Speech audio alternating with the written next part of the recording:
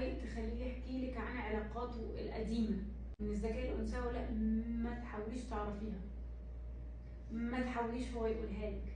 اوعي تقعديه قدامك يعترف بالخيانه، اوعي تبيني انك عارفه ده ومقرره تكملي، اوعي تبيني انك عارفه، ده مش في مصلحتك ابدا.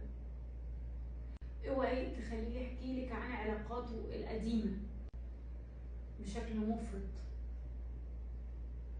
يعني تخليه يقولك لا، او عشان اكون واضحه لا انت لازم تعرفي عن علاقاته القديمه، بس هو انت كنت بتحبها؟ ما تخليهوش يعترف بالسؤال ده، بالعكس ما تخليهوش حاسه ان قصته القديمه مهدداكي، ما تخليهوش مثلا لو هو راح نزوه ان هو يجي يقولك لا ما ينفعش، في حاجات ما ينفعش تعرفيها. هدفك المعرفه بهدف الامان ده بيخليكي مش ست، هو لازم يعمل لك طول الوقت حساب.